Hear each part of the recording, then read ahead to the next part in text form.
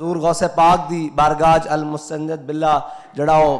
اشرفیاں دیاں تھیلیاں لے کے آیا آپ دی بارگاہ مجلس لگی ہوئی سی، آپ نے وہ تھیلیاں چکیاں، کوئی دائیں ہاتھش کوئی بائیں ہاتھش، تے آپ نے اس طرح نچوڑنیاں شروع کی تھیں، اس طرح دبائیاں تے انہاں چو خون جاری ہو گیا۔ آپ نے فرمایا مظلومہ دا مال کھاندے ہو تے وہ مال لے کے ساڑی بارگاہ وچ آ جاندے ہو۔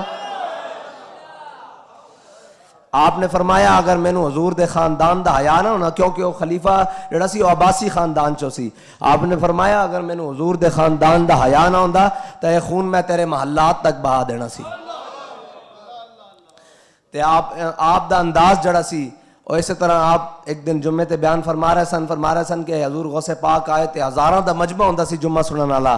تے آپ دا جڑا خلیفہ سی نا، جو سارے مقتدی ان سر ڈھا کے بیٹھے ہوئے، آپ دے خلیفے تے دل وچ خیال گزریا کہ یار ایڈے وڈے پیرن انہاں واسطے کھڑوندا ہی کوئی نہیں، تے آپ نے این نگاہ ماری تے پورا مجمع کھڑا ہو گیا تے خلیفہ اوری پیچھے رہ گیا، تے آپ نے فرمایا جھلیا انہاں دے دل ساڈے ہاتھ چن، جدو چاہیے کھلار دئیے، جدو چاہیے بٹھا دئیے۔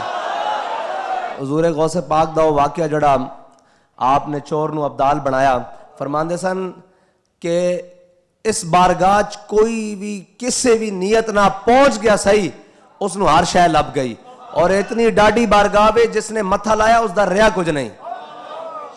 اور چوری دی نیت نال آپ دے گھر گیا سی نا، آپ دے کاشانہ اقدس دے ہوتے چوری دی نیت نہ گیا سی۔ حضرت خضر آ گیا، فرمایا کہ یا غوث اج او فلانے ابدال فوت ہو گئے، آپ نے اس دا بازو پکڑیا انہوں ابدال بنا دیتا۔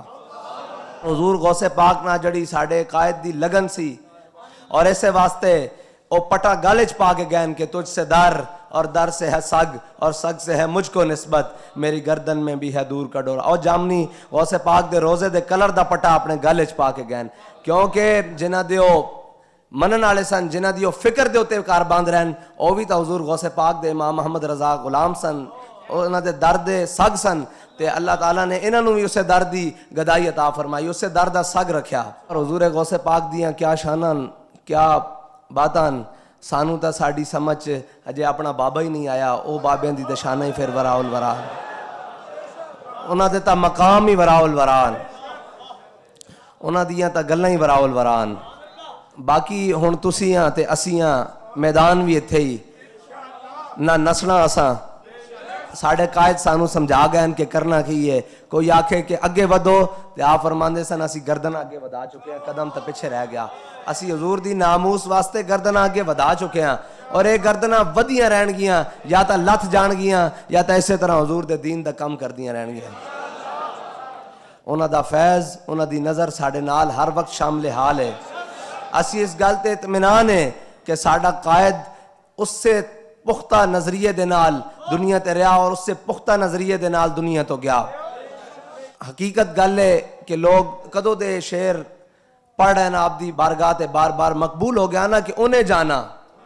انہیں مانا، فرماندے سن نال اے بھی گل ضروری ہے کہ نہ رکھا غیر سے کام،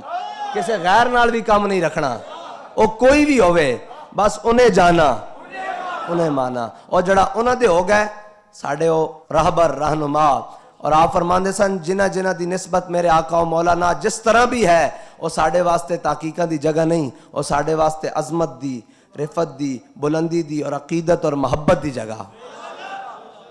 ساڑھے سر ہمیشہ انہاں دے اگے جھکے رہن گے، لیکن کسے ظالم دے اگے نہیں جھکن گے، کسے جابر دے اگے نہیں جھکن گے، اور اسی اے سر دی پرواہ نہیں کر دے اے روے یا نہ روے۔ دل ہے وہ دل جو تیری یاد سے معمور رہا، سر ہے وہ سر جو تیرے قدموں پہ قربان گیا،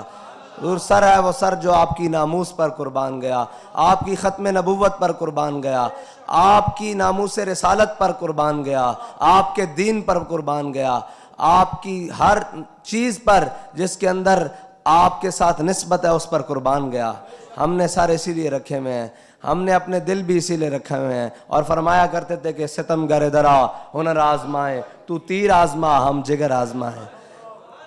اور ساڑھے جگر دے اندر ساڑھے قائد نے وہ عشق وہ گرمی بھری کہ اگر کوئی ساڑھے جگر نو پھاڑے گا بھی تے وچوں بھی صدا آئے گی لبیک